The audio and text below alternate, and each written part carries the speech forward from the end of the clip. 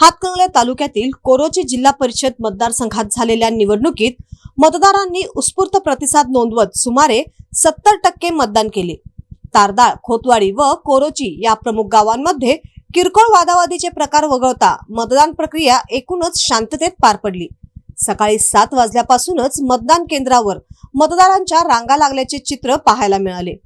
तारदाळ गावात एकूण 12,280 मतदारांपैकी 8,929 मतदारांनी मतदानाचा हक्क बजावला।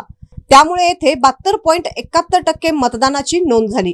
खोतवाडी गावात एकूण 4,342 मतदारांपैकी 2,924 मतदारांनी मतदान केले असून तेथे 67% मतदान झाले। तर कोरोची गावात 10,125 मतदारांपैकी 6,904 मतदारांनी मतदान करत 68% मतदानाची टक्केवारी गाठली।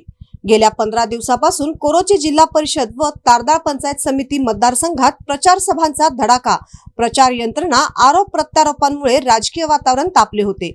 त्याचा परिणाम मतदाना दिवशी मोठ्या प्रमाणावर मतदार सहभागात दिसून आला। दिवसभरात सर्वच उमेदवारांनी विविध मतदान केंद्रांना भेट देत परिस्थितीचा आढावा घेतला। अखेर सर्व उमेदवारांनी भवितव्य मतपेटीमध्ये बंद झाले आहे।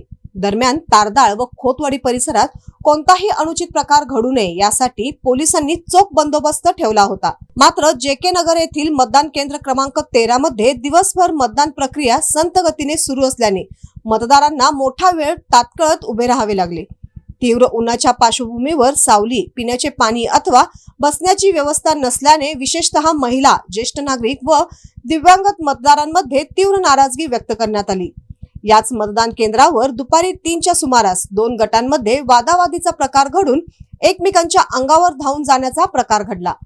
परिस्थिती नियंत्रणात आणण्यासाठी पोलिसांनी सौम्य लाठीचार्ज करत जमाव पांगविला।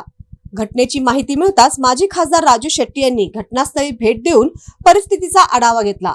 लोकशाही प्रक्रियेत मोठ्या उत्साहाने सहभागी होणाऱ्या मतदारांसाठी मूलभूत सुविधा उपलब्ध करून देणे आवश्यक असल्याची मागणी यावेळी नागरिकांकडून करण्यात आली।